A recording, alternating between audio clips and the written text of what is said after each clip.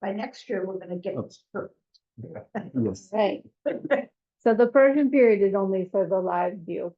That's fine. So moving on to the Hellenistic era, just again as a kind of brief walk through the types of evidence that we're juggling at Dor. I wanted to, just as a reminder, the city is called Doros and more frequently Dora in the literature. And what we know about the 3rd century BCE from historical events, at least, is pretty brief, but there's a siege at the site. And this is important for understanding what happens architecturally in this period. I assume you can see my cursor. Yes, okay. I hope so. It's also beautifully color coordinated with spring color. So light blue here on this kind of basic tell plan shows you the area that's been previously published. There is A and C here with the city wall and the towers. Those are especially prominent. And then I wanted to point out also that we now know that this major construction is contemporary with what's labeled here a palatial structure, but let's say a non-domestic large-scale structure that was built in this area, and we're able to associate those because of numismatic finds and construction techniques. So those are things that belong in the 3rd century, and we just refer to loosely as Ptolemaic. In the 2nd century, when we have, there we go. Now we're entering into the green phase here. What I've called just briefly Seleucid rule and loss of control. We have another major recorded historical event that's important for thinking about what's happening at the site over time, namely that the city wall, which we think was probably built in the 270s BCE, which was clearly completed by 219, where Dor withstands a siege, was still standing, and there were still troops in the city in the 130s. I don't want to imply that there were soldiers stationed there all the time, just that when Dor sort of was brought into these bigger global events, there must have been someone actively defending the wall. So it was still standing for a long time. We're talking about now almost 150 years after we think construction began. And then moving on to the period that we're especially interested in, which you can't really see on the screen here, but it should be pink for those of you in the room at least. We get some utterances from Josephus that are more difficult to interpret and of course to reconcile with archaeological finds. So I just pulled, I'm not even sure what translation this is, but I pulled some of the translation on the right, where we're getting, clear information that Zoilos was in charge of Dor. And that's rather emphatically clear in the sources. Less clear, though, is what is happening beyond and after Zoilos. So we get these kinds of statements like there were wheelings and dealings, Hyrcanus took Dora, and so forth. In terms of architecture and the archaeological footprint, what's important about this late 2nd, early 1st period is that so far as we know, some of the structures that were built in the 2nd century were still standing. I'll spend some more time talking about them in a moment, but they're like the green egg that you can see on the plan there. So it's green and outlined in pink because, again, it was built during the green times and was still standing, we think, during the pink times. Sorry for using the colors in that way, but you get the idea. And then on the right, we can say that, again, so far as we know, the city wall that was built in the 3rd century is still standing in this period, for sure in the 130s, but we have no evidence of destruction. And the gradual movement of houses basically up to and on top of the city wall is not something that we can, I think, date exactly, but it is gradual and is not happening in this critical period around 100 BCE. It happens later. Okay, so that's our overview. I have no idea how I'm doing for time, so I'm just going to keep going until Roy cuts me off. But here we have a little bit more of the data, and I wanted to present it somewhat historiographically, beginning with Ephraim Stern's interpretations of the evidence. Essentially what we see in the final report of areas A and C, that's on the eastern side of the tell where the city wall and the towers are that are often republished versions of the image you see on the right. Two coins of Janaeus were found, and these were published in the final report, although not illustrated. I think one has a cornucopia and the other has an anchor, which will come into play when we look at the way that Ephraim Stern summarizes what's happening architecturally, archaeologically, and historically. So we can see in that second bullet point that he says it's likely that Dor was conquered, and that happened around 100 BCE. And then he says maybe the anchor appears on the coins following the annexation of Port City. So that is actually in the Ruler of the Seas popular book. But it's clearly coming from the 1995 report, which is again summarized on the bottom, where essentially what was called stratum 3 or this post-Seleucid stratum at Dor, it's hard to talk about because again, it's clearly a period of transition, but there aren't easy ways to pinpoint events. There he mentions the possibility of a destruction at this site, but it's speculative. As he makes quite clear, the city wall is still standing. So we have numismatic evidence of something, as well as no evidence of a destruction. I suppose I should put it that way. So that's where things were in terms of understanding this historical moment in that report. In the final season of the Stern excavation, these two objects were found, a acroterion in the shape of a Nike, and then a picture mosaic. Both of them were in, let's say, tertiary contexts at best. So they were dated on style. And we initially thought the Nike belonged to the 3rd century and the picture mosaic to 150. I think now for sure we should date the mosaic and probably the Nike as well. That doesn't matter very much. For those of you who have tried to date things stylistically in the 2nd and 1st centuries BCE, you know it's a game. We all play it, but it's very difficult to do. In any case, they're Hellenistic, and I think that matters a lot for us. It's also important that they come from an area that really bridges the Hellenistic period with the Stern excavations and the new excavations, especially this area overlooking the southern harbor. The area D that you can see on the plan there. The Ptolemaic era so-called palatial structure or large-scale structure, part of it you can see here. And another part of it you can see here. This is another wall and it's extending in this direction. And we had new excavation in this area and also in this area here, this big hole that you can see here, and had different goals in mind. So one of the things that we were able to establish definitively in the new excavations is that these large-scale constructions were made at the same time and likely by the same people who constructed the city wall. And it had a major impact, I'm sure, on what daily life was like at Dor. The other thing that came out of digging to the north of that structure is that it went out of use. I'll talk about the date in a moment. And the function of the area changed. Some houses were built on top of that palatial structure. And to the north of one of its wings, we get these little twin temples that are the first formal temples that we've been able to identify at Dor.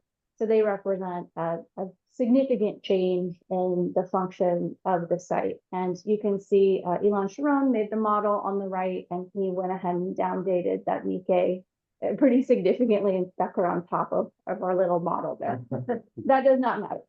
But what's important is that we have something that Dor had never seen before, again, in the 2nd century. And these we've been able to date to around 150, maybe down to 120 BCE. The first structure we call Monument A, the little green one there, that one was built again around 150, maybe 120 or a bit later. And then to the north of it, the yellow structure that's only on the left plan, we call Monument B. Never mind the names, they're both temples. And that one is later, I think probably 1st century BCE. Directly above them are structures that we can date to our later Roman phase.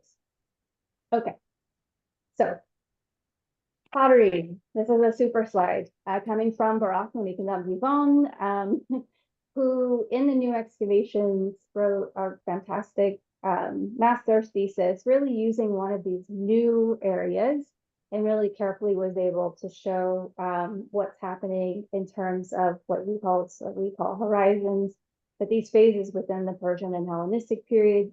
What's important here, although it's a little bit tautological, as is always the case with making pottery and architecture explain each other, we see what really looks like Hellenistic pottery around the same time the city wall is made and those other structures are made.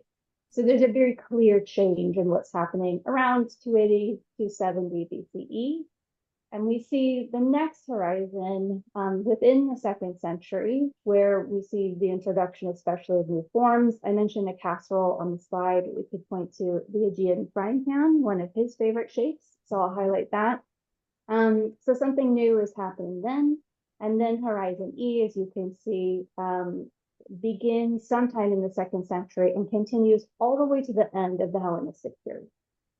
So this is really important for thinking about the idea of continuity, because that Horizon E in particular is a kind of adding on to Horizon C, but again, very clearly, it continues through this late 2nd century, early 1st century period.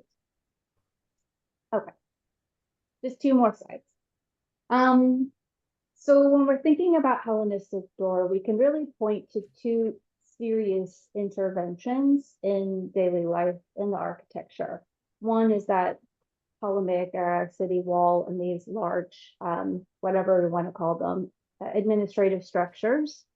And then again, around 150 or so BCE, we see those structures, at least in this area that's on the screen, go out of use. The city wall remains, but this area, whatever was happening here, it stops happening and new things are happening, houses and the temple. And we can again see this sort of going, not quite in lockstep, but along with the ceramic evidence. Wars are happening. I'm thinking about Roy's presentation that he gave in another context a couple of weeks ago, wars and more wars. So they're happening constantly, and some of them are happening here, but we don't see signs of destruction, not in the 3rd century, nor in the 2nd, and certainly not after 139, at least so far as I know. Iolette's here, so she can remind me of things that happened before I joined the team. Last set of conclusions is that, again, so far as we can tell, the city wall and probably the temples as well are continuing into the later 1st century BCE. And the temple we call Monument A was perhaps even constructed in the 1st century BCE. I kind of like the date of around 50 for comparand reasons. That doesn't matter too much. The 2nd early shrine at Omri looks a lot like Monument B. But what we see here that's important is that 150 to 120 or 100 was a really rich time at Dor. Monument A is made and that picture mosaic was made. You will find in the literature the claim that, Zoilos paid for the mosaic and Janaeus destroyed it, but we really can't say that according to the evidence, and it probably points in a totally different direction. So the idea is either they're flourishing during the chaos, as per the title, or things seem pretty stable from the perspective of material culture from around 120 through the end of the period. And that is it.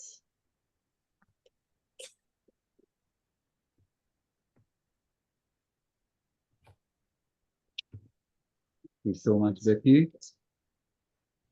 Right. Thank you. We will take questions for Becky after Rotem's talk. And so now we will move to Rotem. Rotem Avneri Meir is a postdoctoral researcher at the Center of Excellence in Ancient Near Eastern Empires at the University of Helsinki. Rotem specializes in ancient Jewish history and religion, with broader interest in the politics and culture of the Eastern Mediterranean and the Near East. His recently completed PhD examining the emergence of the Hasmonean dynasty, within the Seleucid Empire. So, Rotem, the floor is yours.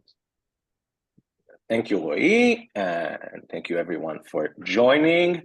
So, in my presentation, I thought I'll give us a quick recap of the journey we've been through the last 6 months, and then open with or end with a couple of questions that can facilitate some discussion, obviously beyond the kind of specific questions relating to the presentation we just asked, but something a bit more overarching for the preceding talks. So in relaunching the Maccabees Project, our aim was to take a move forward in time and continue from the endpoint of Middle Maccabees. That is, to focus on the period between approximately 140 to 63 BCE, when Judea, under the leadership of the Hasmonean dynasty, evolved as a fully fledged kingdom.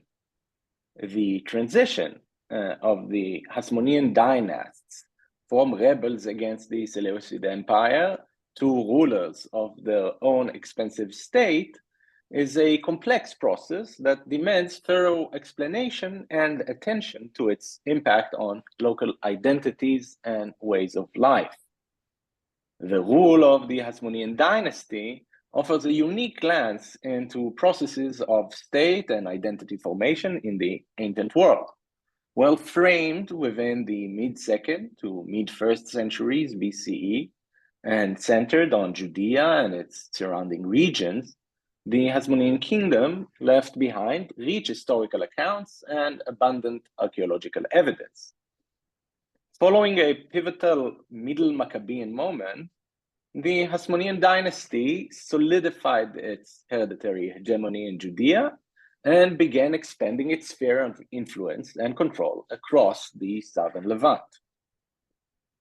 This not only reshaped regional politics, but also transformed Jewish perceptions of both recent and distant history. As we've discovered in our recent meetings, a focused examination of this period and its textual and material records reveals crucial insights into ancient and even modern concepts of sovereignty, independence, statehood, territoriality, religion, and more. So, over the past 6 months, from rebels to rulers has held 4 online meetings to survey the areas surrounding the Hasmonean core territory of Judea and examine how new archaeological findings intersect with historical narratives.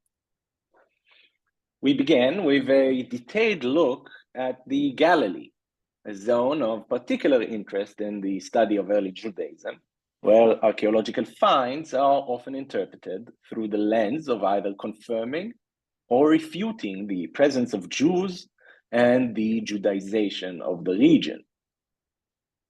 By focusing on fortifications and military history, along with a critical analysis of Josephus's account of the borders of the Hasmonean kingdom, we uncovered a new picture of Hasmonean domination, one which the dynasts' control over the land surrounded by fortifications comes into question.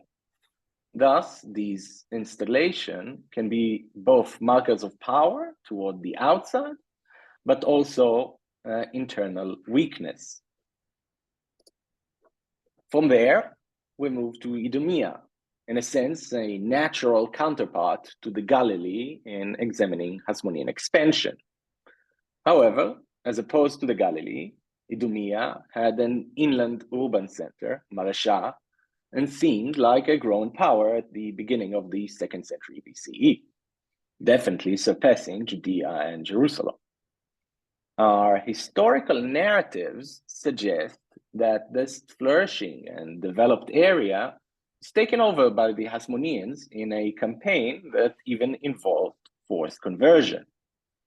But as new evaluations of the archaeological find seem to suggest, changes in Idumea during the second half of the 2nd century BCE appear to have been much more gradual and superficial. Whereas archaeologists note a break at the late 2nd century, it seems that Maresha has been losing its inhabitants from earlier in the 2nd century BC, and there was little change on the ground during later decades. Rural sites in the region strengthen this impression. There we find abandonment from the mid-2nd century and recovery only at the time of Herod. These realizations pull the rug out of under literary depictions of Hasmonean power and force us to reconsider how material evidence reflects the so-called Judaization of local populations. While these accounts may have served internal Judean purposes, material realities seem contradictory. How are those contradictions settled in antiquity, and how can we settle them in our historical reconstruction? We observed similar dynamics in the southern coastal plain. This region, which showcases high levels of connectivity throughout the Hellenistic period, again yields no evidence of Hasmonean encroachment or hegemony that may support the view of this region as promoted in our historical sources. Unlike Idumea and Maresha, however, in the major sites of the southern coastal plain, we do not find even signs of decline that may correspond with growing Hasmonean power, although some rural settlements may point to minor breaks.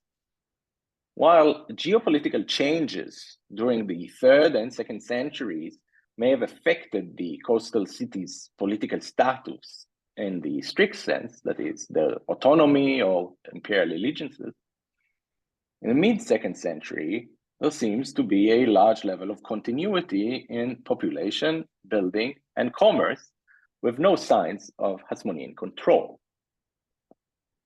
The connectivity and unity of the southern coast also highlights another issue that we try to untangle: our very definition of ancient geographical units and regions. Exploring the Jezreel Valley and the different ways in which it may be divided and defined, both in antiquity and in modern times, we saw that for the Hellenistic period, there is no support for treating it as one regional space. This exposes incongruity of some of the ancient narratives with geographical realities that we sometimes take for granted. Moreover, in all its definitions and subdivisions, the Jezreel Valley seems to escape the interests of the Hasmoneans and their conquest stories. How do we reconcile this with the Hasmonean interest in the neighboring Galilee? Could it be that its geography did not fit the Judean political economy? In our final exploration today, we revisited the coast, this time to the northern regions around Dor, examining narratives of conquest and their possible attestation in the material record. Once more, the extreme disjunction between the on-the-ground evidence and the narratives compels rethinking the rationale of those stories rather than looking for material confirmation or contradiction.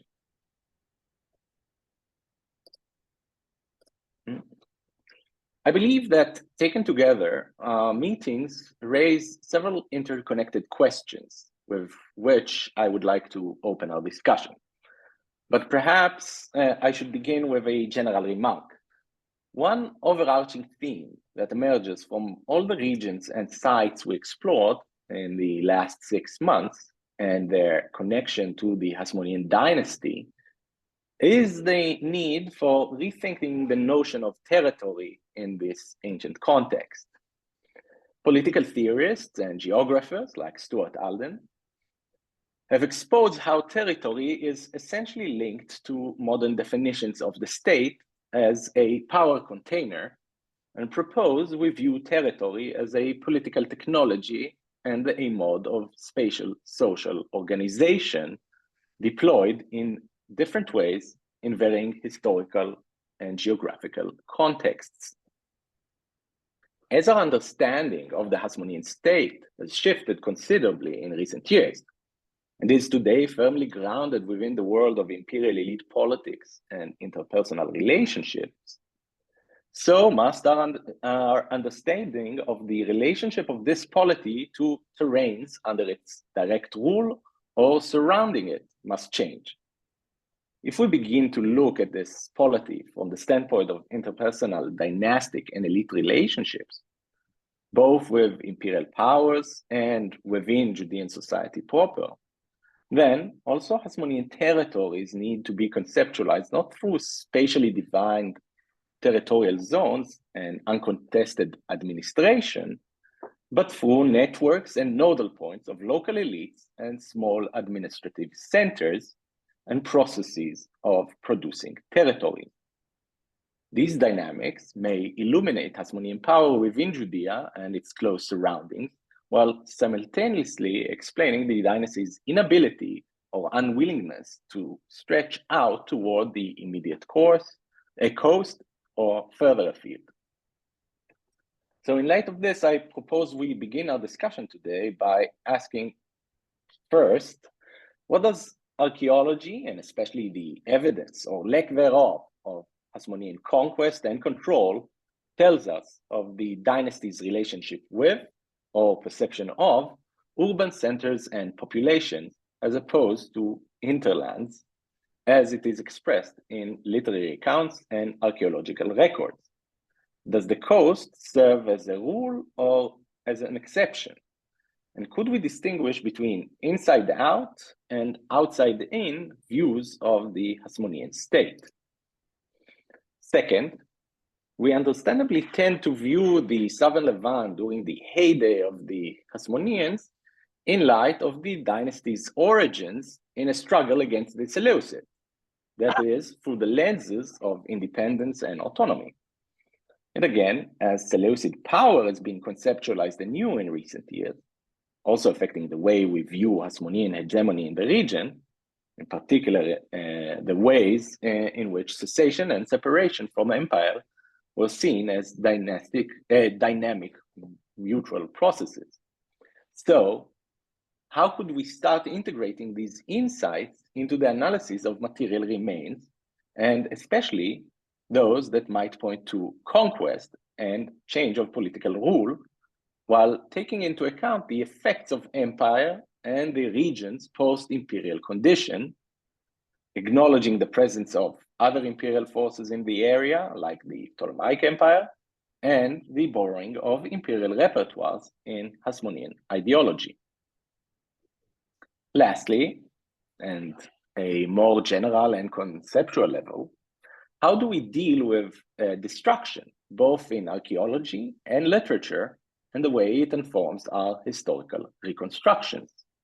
Can we securely identify destruction and conquest on the ground as corresponding to historical accounts, or are we bound to project from one on the other?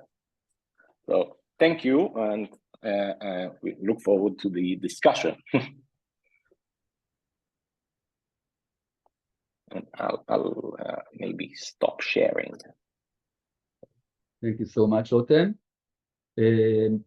So now we'll move on for the discussion. Anyone who wants to ask questions for Rotem and Becky, please raise your hand.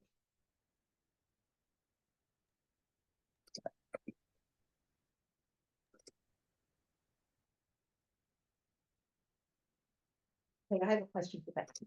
Okay, Gerald. Oh, okay, of course. Gerald, go ahead, and then Andrea will ask a question. Hi, everybody.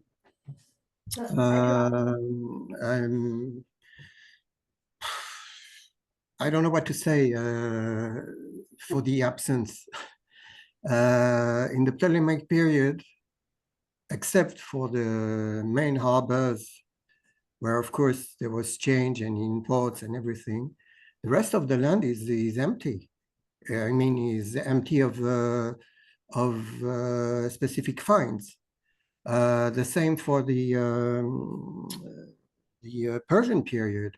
I mean, we have local pottery, which is the types of the region, but the presence of the I don't think archaeology, except for the administration centers that were discovered in Kadesh and also in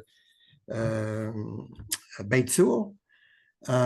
We don't really have the feeling that they are here, you know, and so the only thing, obviously, that was going to, and I must say that for the Ptolemaic period, we don't have the enormous evidence of an administration. And if I speak about what I know the best is the Rhodian amphora stamps. First, I must say that it's clear that we start to have very significant quantities of imports, which are related to the defense of the Ptolemies when Antiochus III is attacking, especially the second time. So, and besides this, only during the Seleucid period do we have all kind of elements to show that they really are ruling, using, of course, the locals. And Maréchal, of course, is the best example that I can think of. Because fortunately it was not destroyed. I have to say it was not destroyed by Hyrcanus, that's for sure. But what can I say about the abandonment, the slow abandonment? I found in one house, which was also a shop and probably also producing perfume, something like that. Secoma, a table of 4 volumes of liquids, which was still standing when after Hyrcanus came, and also during the Herodian period, and it's dated 143. So it's a very long time. So the only reason it was here, first, it's impossible to take it with you. They didn't take even the amphoras. So this is a big stone. And obviously it was found in situ. So that's one thing. Now I want to finish by saying what is the result of the finds of the Rhodian stamps for Dor. All the periods of Dor are represented, but this is very, very poor. And the only moment when we have something which is relatively significant, of course, is, I'm looking for it, slightly around the 145, but it's ridiculous. And actually, during all the period, we don't have really, no, really, it's maybe because of the areas that were excavated, and I based myself on Kedem 1, of course. And I wrote to Ayelet if more were found during the following campaigns, but I'm not sure she answered because I wrote only yesterday evening, so maybe she will tell. But something that I note is there is one stamp of around 105 and one of around 95, which means that what you arrived at for the end of the Hellenistic period, let's say in Dor, around 100 is confirmed, but it's very, it's very poor evidence. I know nothing about the coins, so maybe they help better. But I must say that those years are very rare in Israel. The only place where we have this period and later is in Tel Anafa. Otherwise, in the rest of Israel, we don't hardly get to this period, except for one site you excavated, Roy, and I was very surprised that there were even later dates. Sorry, I don't remember it right now, but that's all I wanted to say. I mean, it's not much, it's not very deep, but I'm not sure that archaeology is really helpful for the, except that, of course, Rachel Bar Natan defined the Hasmonean material. So, and, oh, good to see you. Okay, you can go. Thank you, Gerard. No. Rotem, I think that is. What? Did Rotem raise his hand? I thought he did. Debbie. Rotem, you want- Oh, you did not? Debbie. Okay, Debbie and Andrea, you want to ask a question after Debbie? Okay, so Debbie and then Andrea. So I must say that I am not agreeing with Gerald, and I will propose a different way of trying to track this Ptolemaic period. So I am not putting aside, but using the material evidence, but I am trying to evaluate the different occupational processes that occur intra-site in every site. What I mean by that, we don't have abandonment, we don't have distractions, but we can trace in the different strata buildings that are built above others, areas in the site that move to other areas in the same site. And I must say that we started in one of our articles with Igor, trying to check the transition between the Persian and the Ptolemaic period. And we came up with a lot of insights about the Ptolemaic period, about the administration, about the nature of the sites or the interland.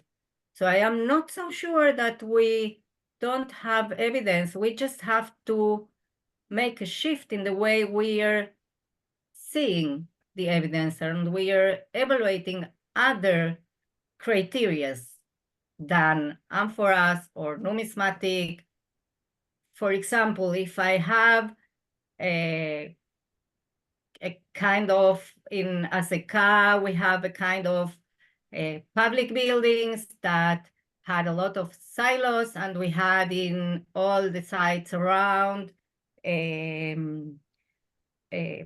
olive presses and wine presses. And if you just look at all of it, at some point, we don't have a destruction, we have a replacement of the buildings, or a replacement or an abandonment in the site of an area, and a complete different nature of site in the Ptolemaic period. So I do think that actually trying to see at other things, and mostly the processes that occur inside the different sites, we will be able to say something more about the Ptolemaic administration. That's one thing. And the other thing that is kind of related, and it goes with Rotem's third question about conquest, destruction. Conquest is not just evidence in destruction. When you conquest a place, you don't necessarily destroy it. So also here, I just propose not to make this very easily and simplistic way of saying, okay, conquest is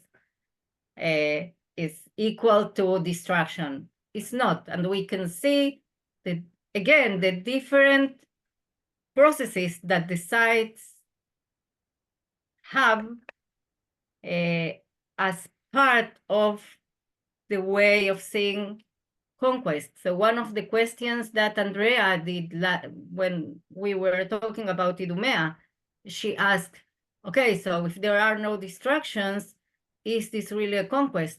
I believe that the radical change happened there somehow in the late 2nd century.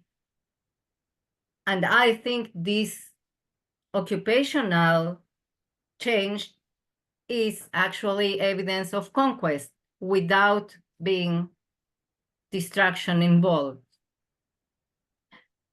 And the third thing is that I think we should look at the big frame and at the other actors in the area, which are still the Ptolemaic for the southern part of the area, and the Seleucids and the coast. I believe it's kind of very different story. That's it. Thank you, Debbie. Do you want to comment on that? Well, thank you, Debbie. I'll just say, I think from my perspective, the best example that we can give is that most of our sites don't show Alexander's conquest. So we can clearly see from the beginning of our period of interest that conquest, political change, and destruction don't necessarily go hand in hand. But I think for me, the most persuasive evidence of a lack of, let's say, impact, at least, of political change is the continuity in material culture, especially, although I'll admit I'm biased here, of imported materials, that we get to see them really picking up in the middle of the 2nd century in a lot of our sites, and they're still coming in a century later. So to me, we can't use that material to pinpoint a period of 5 or 10 years typically, but we can at least see that the behaviors are consistent across that time. And to me, that's quite persuasive. Thank you. Rotem, do you want to comment on Debbie's notes? I think one thing that I would like maybe to open again the discussion, and this was the invitation with all the questions I raised, is exactly if we don't put it on this dichotomy of, okay, evidence of conquest or destruction, conquest as destruction necessarily. What are those processes that Debbie you think are one can observe in the material record for political change? So how do we fine tune our analysis, our observe? You're muted, so okay, yeah. Abandonment of certain areas in the site, abandonment of the whole site, change, a building that is abolished, and above it, a public area that in the next strata there are domestic units.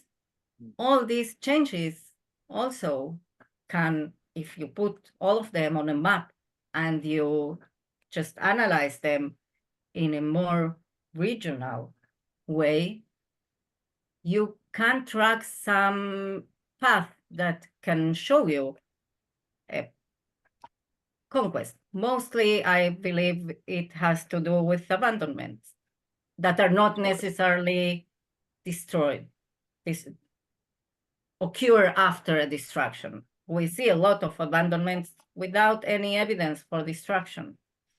and we trace those abandonments and the nature of the abandonment, you can, if you check the formation processes, you can see what is a planned abandonment or a fast abandonment. We do have all those tools in archaeology, or we are trying to use them with spatial analysis. So I think there are other ways to try to see, and I think they come more from the formation processes and for the occupational path that you can see. Okay, thank you. Thank you. Andrea, do you want us? How do we, that's okay. Hi, everybody. I'll just poke myself in here. So first of all, Becky, thank you so much. And Rotem, thank you so much. I'm very, very interested, Rotem, in your inside out or outside in formulation. If you were looking at the archaeological evidence that we have from the late 2nd century BCE on the coast from Alexandria, wouldn't the coast, or couldn't an argument be made that the coast is starting to look again like the Ptolemies are succeeding in something that they haven't given up hope for, which is reintegrating this area into the Ptolemaic world?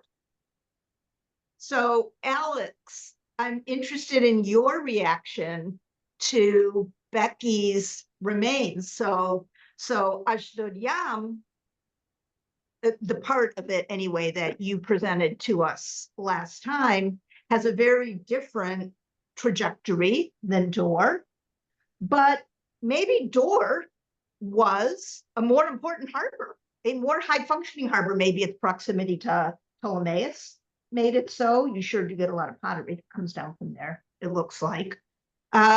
We know Ashkelon stays very vibrant. So maybe if you are not even thinking about the Hasmoneans, but you are thinking about the dilution of Seleucid force, and therefore the resurgence of Ptolemaic interest, Ashdod could be an outlier. Ashkelon and Dor and Ptolemais could be the story.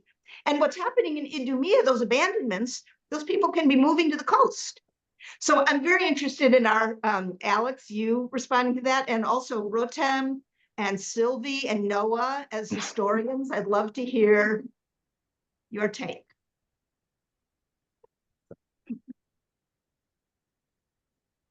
Maybe Who's I'll gonna just- start? Okay, Alex, you start. Take us back to the southern coast, please. Well, for Southern Coast, as we discussed last time, I do think that I'm not that skeptical. I do think that we have evidence for Hasmonean destructions. Although I admit, as I did last time also, that maybe I called it the tyranny of text, of course, but I think in the absence of other evidence, this tyranny of text is justified in a way. So we have historical sources which we are justified to use, and we have this simultaneous cessation of settlement activity in Ashdod Yam, in Yavne Yam. Yavne Yam is, so it's not only Ashdod is outlier, it's also Yavne Yam. And somehow it all, based on numismatic funds, of course, it corresponds around the cessation of these settlements. It's somewhere we can set it around the final years of Hyrcanus I, maybe very beginning of Alexander Yanai reign. So it's actually, I'm not so skeptical about the Southern Coast. Yes, the continuity which is evident in Jaffa, in Ashkelon, Dor. Well, I have no problem with this continuity actually. So the bigger question is that I'm in a way here find myself in agreement with Gerald, general comment at the beginning, that when he said that, you know, archaeologically speaking, it is very difficult to outline the imperial involvement in that or another particular area during different periods. So without historical sources, for example, would we be able to say that Persians ruled for such a long period in Israel? Archaeologically speaking, no. Would we be able to say that Assyrians ruled for such a long period in Israel? Archaeologically speaking, no. Nothing. So the fact that we have some inscriptions here and there, so what? Maybe the only period that, again, archaeologically speaking, we can say something about imperial control and domination. This is the time, and I'm here, I'm really taking the longue durée. This is the time of Egyptian domination during the late Bronze Age. But here we are talking of 400 years of Egyptian domination. So comparing to 100 years, 70 years, 80, I don't know, 70 years of Babylonian rule, we have nothing, really nothing. So we are in the mercy of historical sources. Without historical sources, that would be, I think, completely impossible to offer any reasonable reconstruction to the remains that we have. So again, it depends on what are the questions that we are asking ourselves. Yes, and also it's an angle of comparison. So to what exactly? So when we are talking about Hasmonean state, what is our comparison? Yeah, to what we compare. I see Noah here, and I would compare, and I compare to, yes, to the state of Pergamon, to this kind of ramp states. I think that's the correct terminology. The remains of used to be bigger states, the small, relatively, well, not so small, yes, but relatively small states that emerged and created on the territories which used to be ruled by big empires. And maybe that should be our perspective. Noah, what do you think? Thanks, everybody. I was sort of gesticulating, not realizing I was on camera over here, and because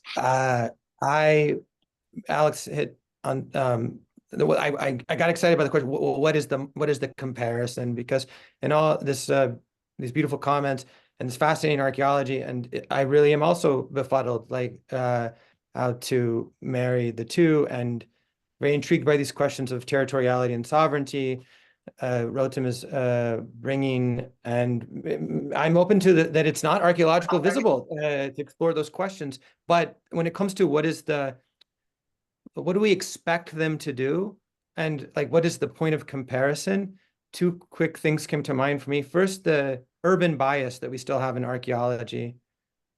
Like I know this whole seminar series has not been we had especially the first one, right, focused on urban sites, and Israel has so much amazing survey work, but still we have the urban bias, and so we have a question of what do we expect them to do with cities, and with quite well, as we saw with Becky's presentation today, like, yeah, quite like entrenched, and also with Alex, urban fabric. But I was thinking along the lines of something Boris has written in the volume with Stephen Mitchell, going to Cilicia, and I was thinking about, like, what do we expect them to look like? The priests of Olba, you know, he and others have like said, like, let's look at the Jerusalem priesthood like a Eastern Anatolian priesthood. And you have over there Unzunja Birch is the name of the whole village around Oba. You know, you have the 2nd century temples, and then it seems like they get involved with the coast 40 kilometers away at Eleusa, later Eleusa Sebaste.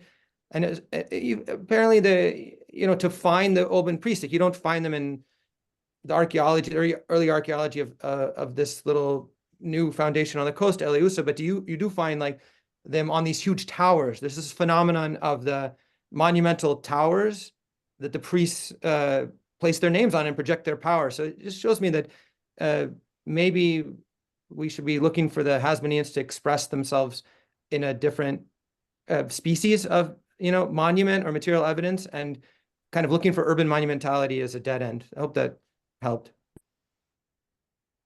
Thanks, Noah. Sylvia, I see you raise your hand.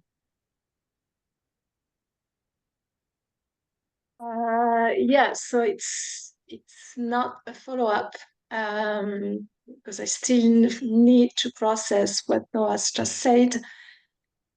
It's more follow-up to Alex comments and to Andrea's questions.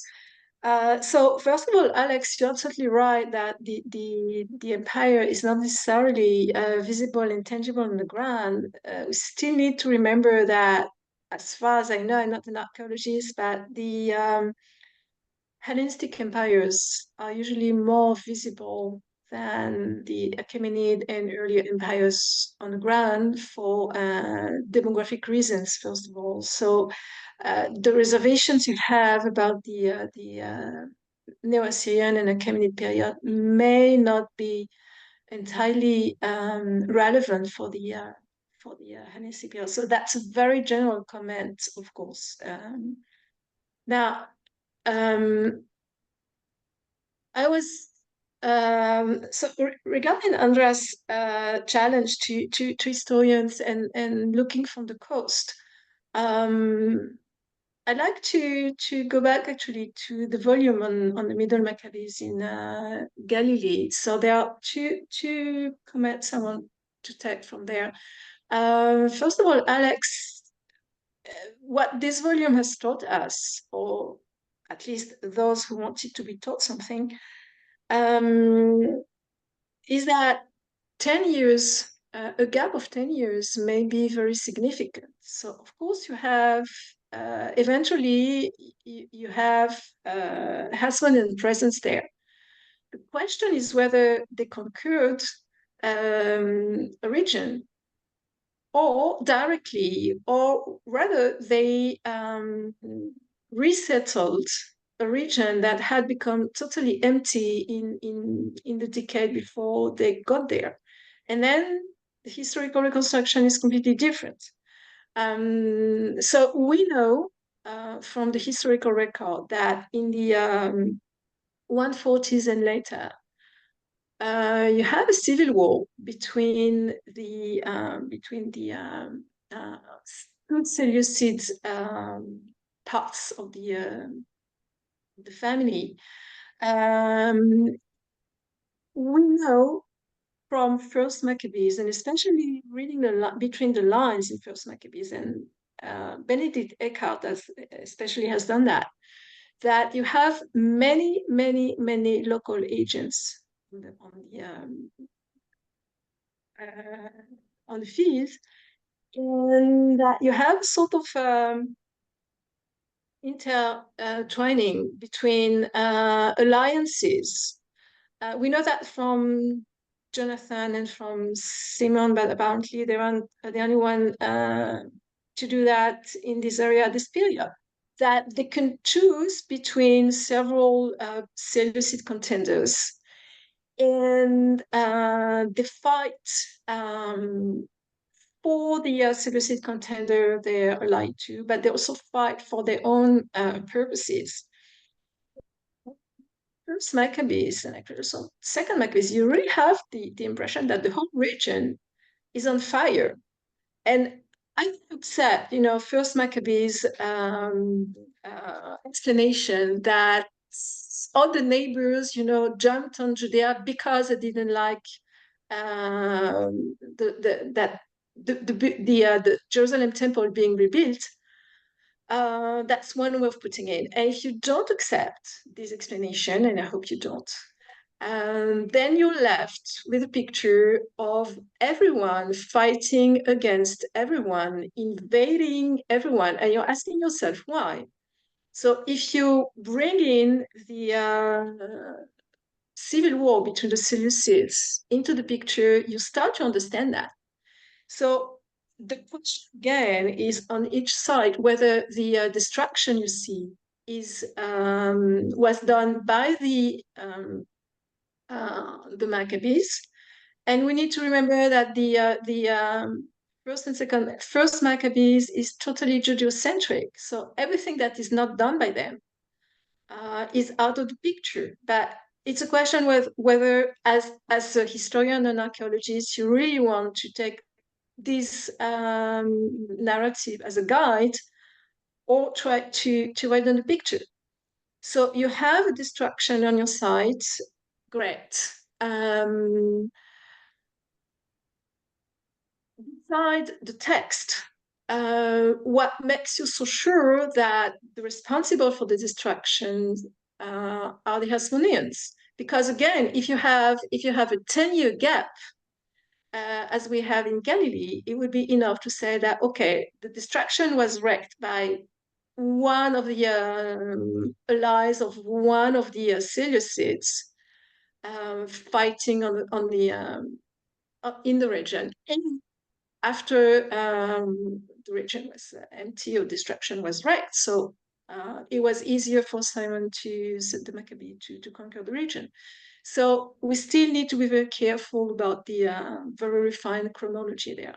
Now, I have a question for Becky, and that goes back also to Deborah's comments, that I was very interested by your comment about an administrative building appearing in Dora in the the Ptolemaic period. So apparently we're starting to have quite a few administrative buildings from the Ptolemaic period on the ground.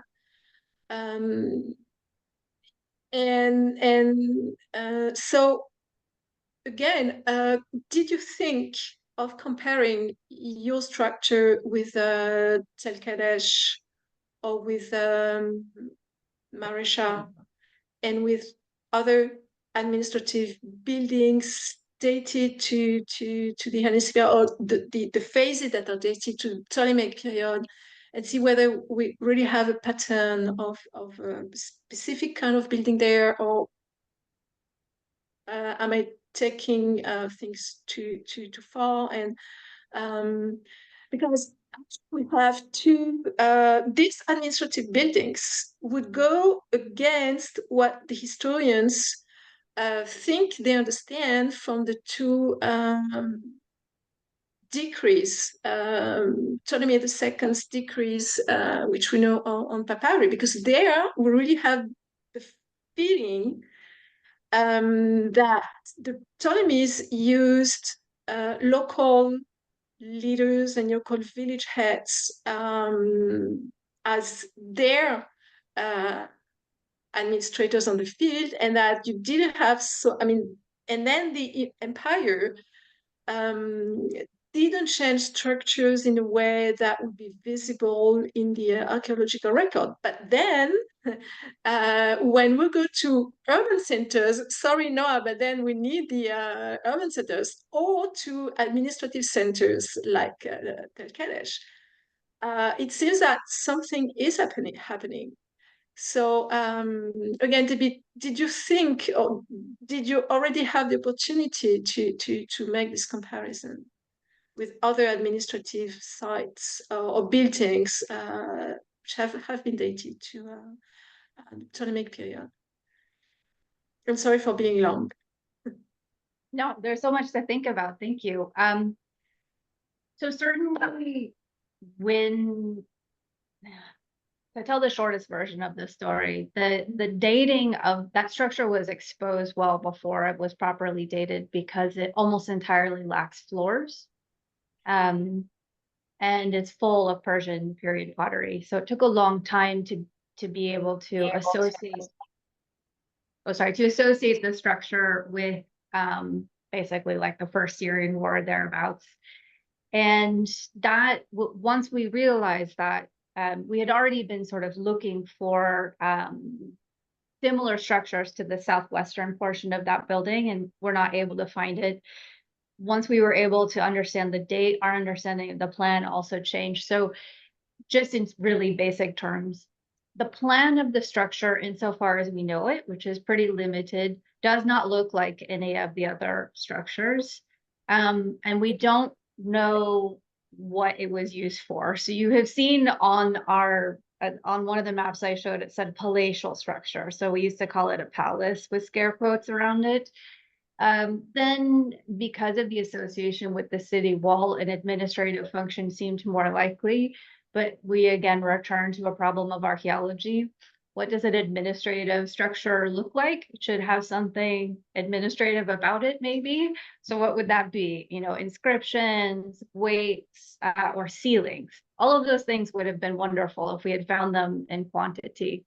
But Dor has produced something like half a dozen ceilings in its entire history, at least that I know of. There might be others.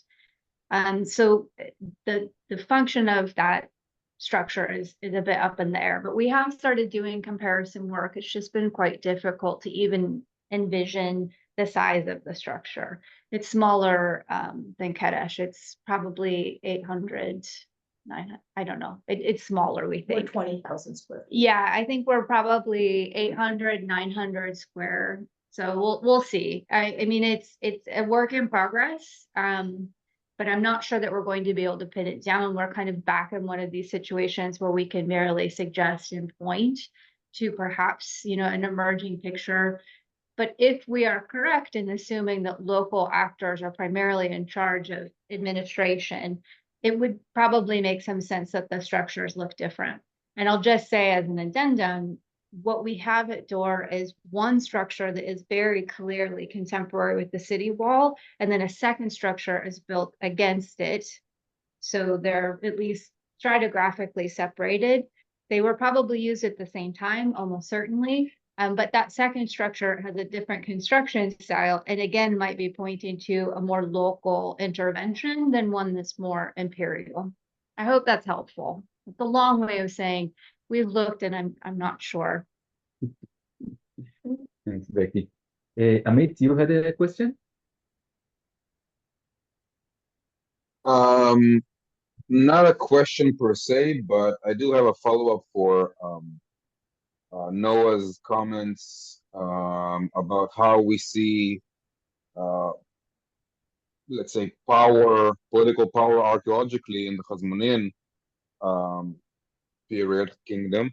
So in Hadid, we have a very big earthwork, this artificial podium that changed the topography of the Tel, and it is probably we dated to Genesis' time, Genesis' rule, and it faces Jaffa. So it is concerned with Jaffa. It's built towards the west. So, and we think that it might have served a purpose in the geopolitical struggles between the Hasmoneans and Jaffa and the coast at that time. So maybe we shouldn't look for destructions per se or huge monumental buildings, but even a podium, a ramp, a glacis that overlooks the entire central coastline and signifies we are here or something like that. That is a good possibility in my eyes. Thank you. Debbie and then Andrea. No? Okay, so going back a little to what Sylvie asked, I just thought about Tel Kedesh, and this goes also for Rotem, who asked in what way we can see this administration or imperial administration. So Andrea and Sharon worked in Tel Kedesh, and it's a kind of very big building in the hinterland.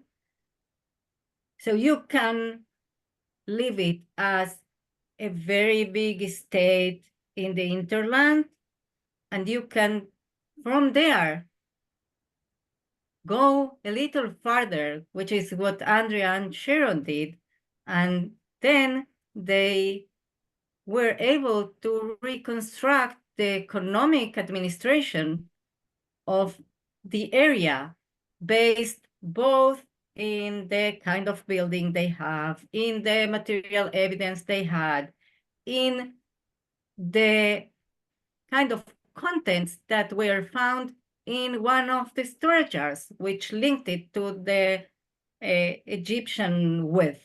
So there are ways that the material evidence can, if you just uprise a little in another level and try to see around, that can effectively tell you the economic structure, the network that goes together with this new empire or new political entity. And then you can just after that go and collaborate with numismatics, and then you will see that there were reforms that you can see in the ground.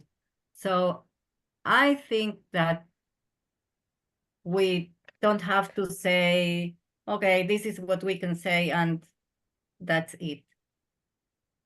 That was my just connecting Thank it to what Sylvie said. Thanks, Debbie. Noah, did you have a question? No? So, Andrea? While Andrea's walking over here, I'll just add that I'm very sympathetic to the problem of, the questions we ask not suiting our evidence and vice versa. And I think that part of what we're coming up against, although perhaps it's obvious to say, is that the bigger urban sites are going to give us a lot of information. We're not going to get so often great context. This is the, a perennial issue if you're working on a site that is continuously occupied, or that area that we looked at Dor, we have something like 500 years of archaeology in a meter. So we have lots of evidence, but it is not going to be that clean in terms of being able to associate sometimes particular small finds with specific structures. And I don't mean to say that no tells have good primary context, but they're remarkably hard to come by in the 3rd and 2nd century if you also have Roman occupation. So I think that we have to be, I don't mean to be too cynical, that's what I'm saying. We have lots of telling evidence about, I think, continuity, but it is much more difficult to be specific when we're talking about what that evidence can really say. You had to walk around the building and come. That was my whole comment. Yeah. I'm loving this conversation, everybody. Thank you so much. It's my dream to have historians and archaeologists at the table grappling with these fundamental things. Rotem, you said something provocative towards the end of your very fine presentation, which is, if the narratives and the material remains are not as closely correlated as we might have initially presumed, then what internal purposes should we suppose these accounts served, and how would they have worked? How would they have functioned? We say very blandly, if it's written in Hebrew, it's for a Judean audience. For what Judean audience? Were there performances at court, such as it was? Were there public kind of presentations or recitals? To whom were these practically mythic biblically infused conquest stories aim? Yes, thank you, Andrea. And I think it connects to what Sylvie just discussed or mentioned about these sort of internal wars or the civil wars between the Seleucids and the way in the Hasmonean, Maccabean, Judeo-centric narratives, the Hasmoneans kind of insert themselves into.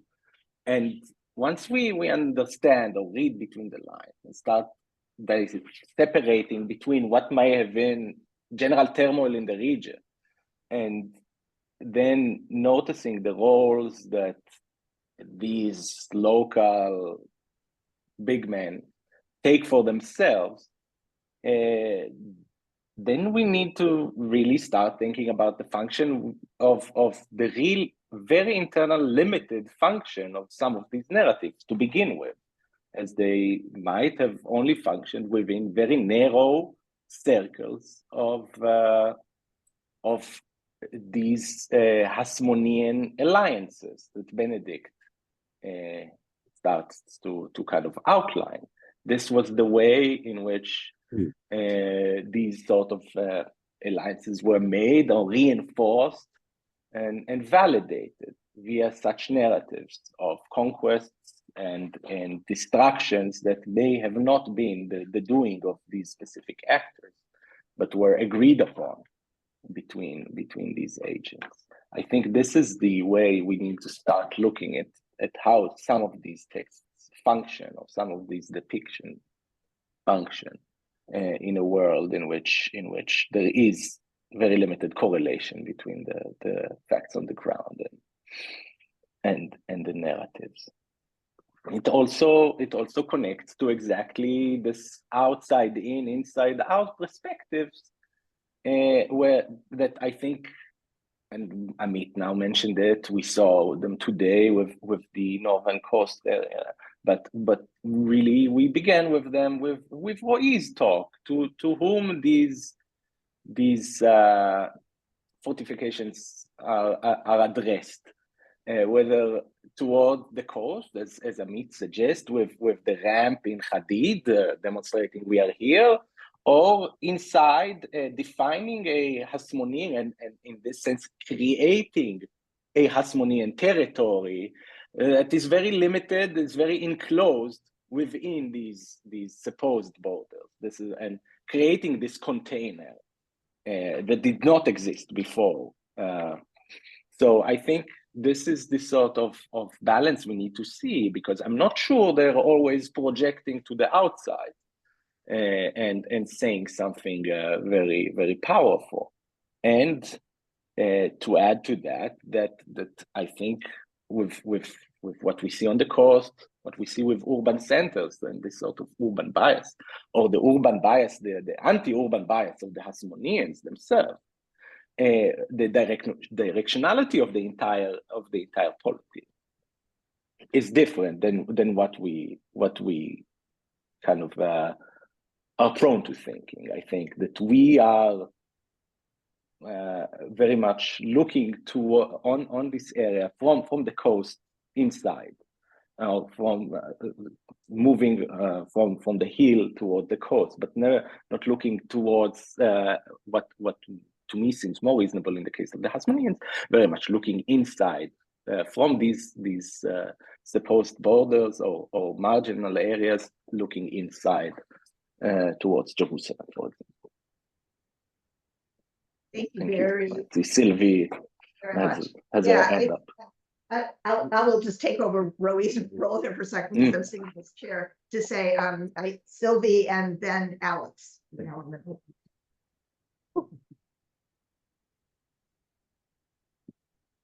The question is also the very close situation of Dole to Jacob Ptolemais, because Jacob Ptolemais was under Ptolemy VI a major basis for Ptolemaic intervention. So that might make doors somewhat redundant, or so is it relevant, Becky, to look at the history of door, taking into account its proximity, its vicinity with other major harbor sites that might affect it either in a positive or in a negative way? I don't know, but rather than look at it entirely from monographic perspective. And I understand that while you're still excavating there, it's important to focus on the site itself. But yeah, what about this kind of connections? And since I'm talking, I also like to draw your attention to the architecture of administrative offices and buildings in Egypt under the Ptolemies, where especially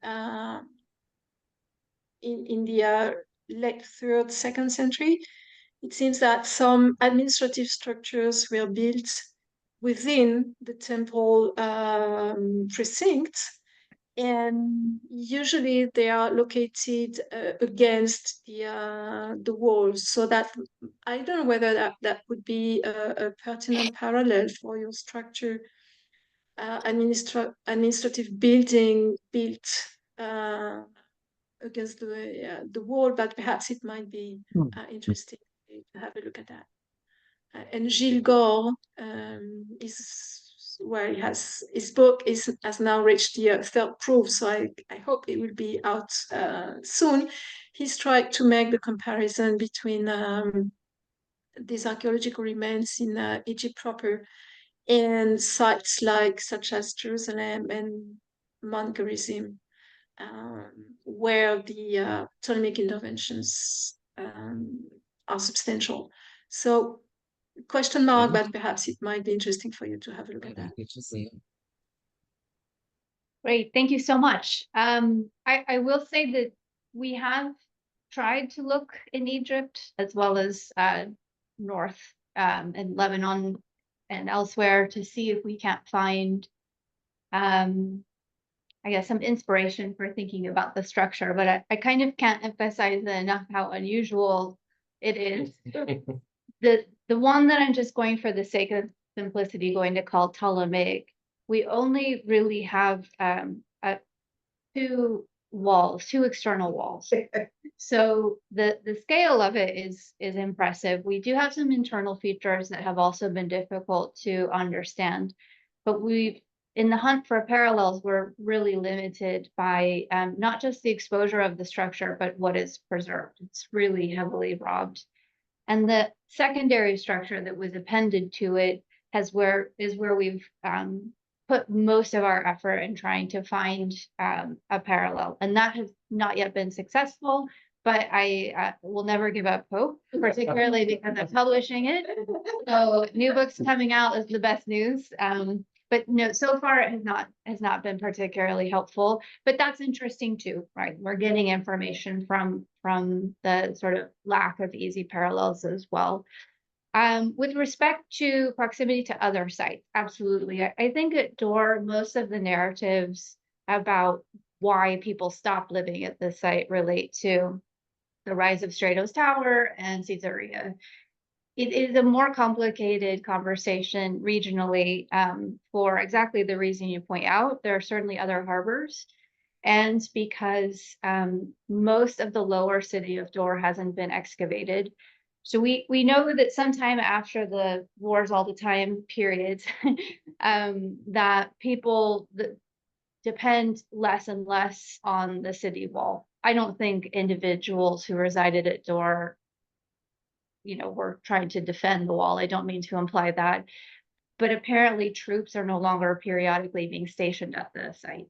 And so the wall itself is not important, and people begin to build on top of it, and then also down the hillside, and then the city grows extensively. And when is Yes, so Andrea asked, when is that? I wish I knew. So we certainly find off-tell finds that date significantly earlier than this period. But we know that it's happening sometime in the Roman era and perhaps a little bit earlier as well. So it's a question of excavation, I think, more than anything else.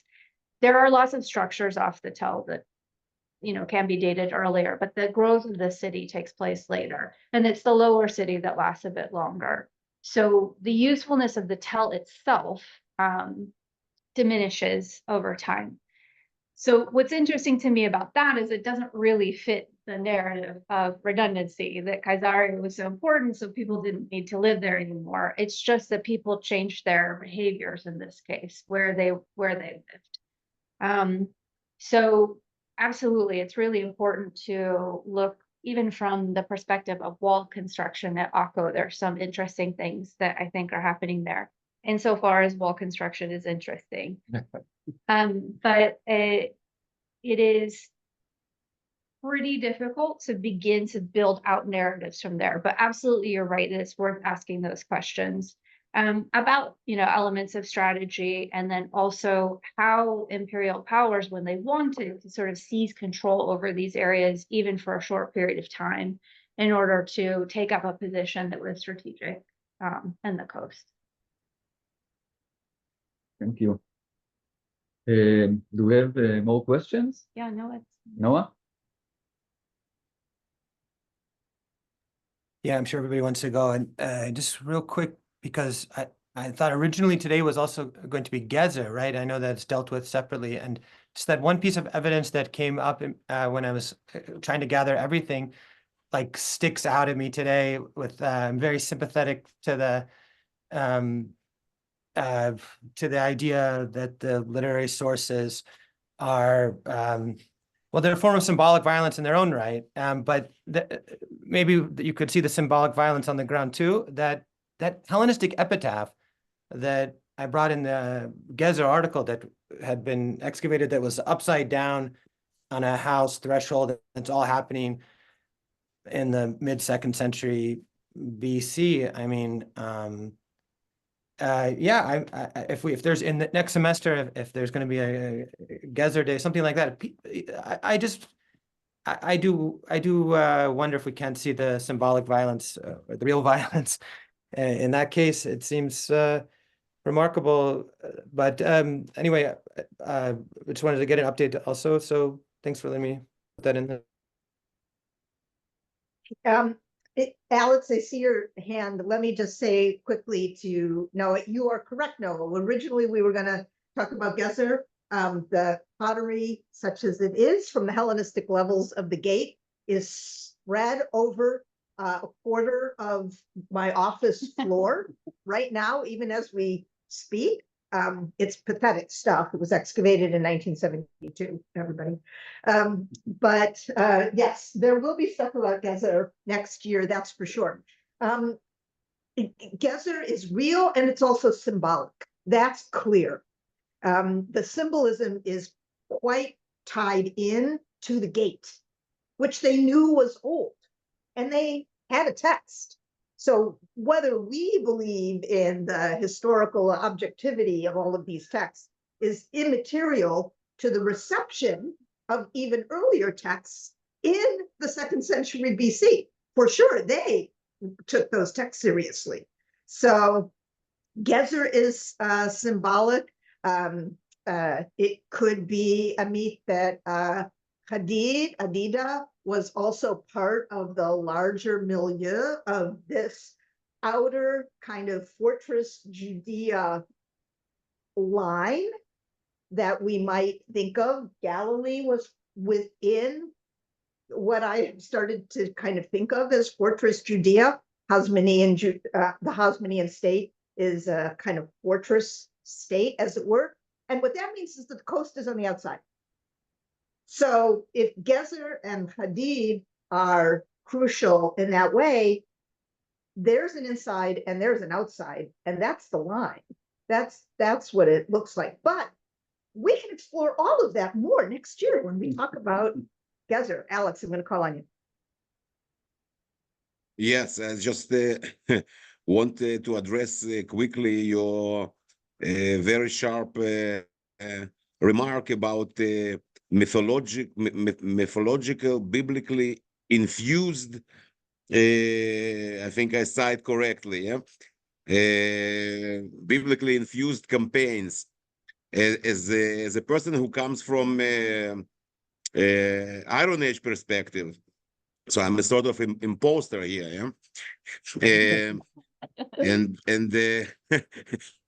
you know, in my world, usually this is now actually very fashionable to take biblical passages and to downdate them, all kind of campaigns, fortifications, fortification project, etc., and to downdate them to the Hasmonean period. Why to Hasmonean period? Because now in Hasmonean period we have a solid rock evidence, and so we actually take the the biblical texts and we just downgrade them to the Hasmonean period. So many, and actually in my world, as I say, in Iron Age world, let's put it this way, this is considered as heresy. It's a revolutionary statement. Yeah, this is like Israel Finkelstein and others. They okay, let's date it to Hasmonean period. This is Hasmonean period. Why Hasmonean period? Because this is solid rock. Of course, we know that they conquered this, they conquered that, and all the guys around the Iron Age guys, they say how crazy it is. How can you be so minimalist? It's a real pity that these people are not present here, because they would realize that that what is considered a solid rock evidence is actually quite shaky. So that's a big. I think a really big thing for me, at least. And it's a pity that we don't have enough scholars in these gatherings that deal not with the Hellenistic period, Hellenistic Persian period, let's say per se, early Roman, but also with those who deal with later and earlier periods. So that will be most helpful, I think.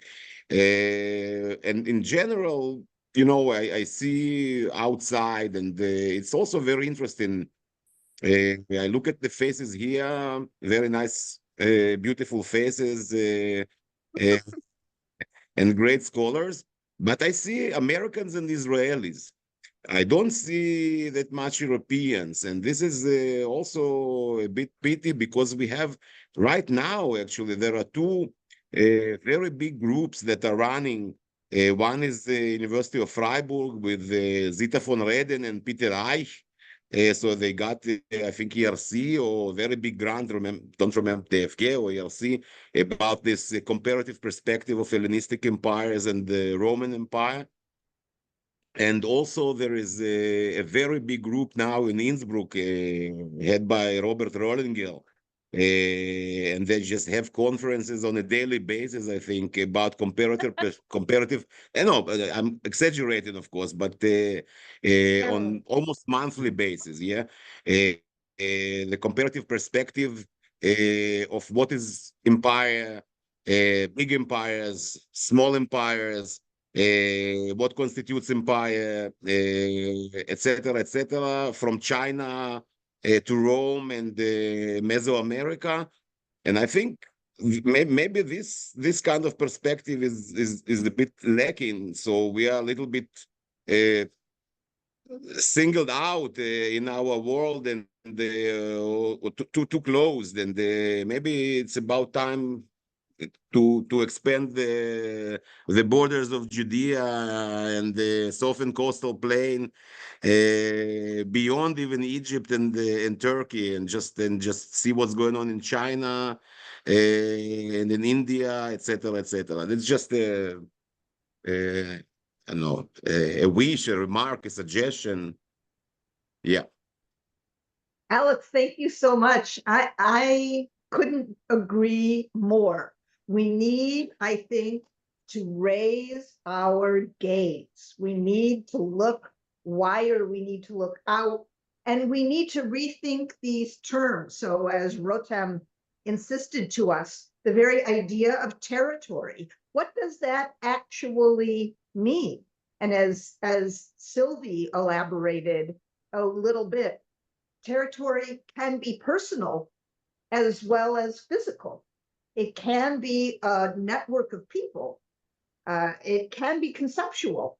It can be based on an historical idea, even if you're not holding the territory. Somebody only has to think about Argentina and Britain and the Falkland Islands, for example, something like that.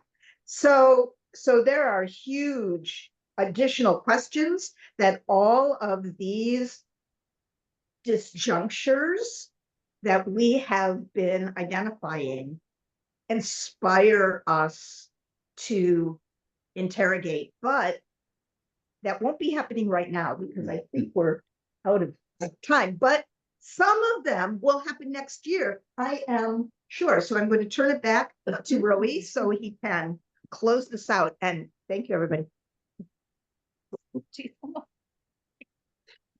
Thank you, Andrea.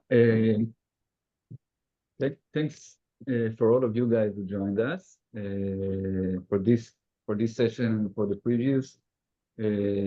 It's been I really enjoyed it. It was very fruitful, and I learned a lot. And I'm looking forward for our next meetings in the next year. And all of your notes and all of your ideas, I have them recorded, and you should look forward to join us for the next year and see what comes out of it. Wotan, do you have any last?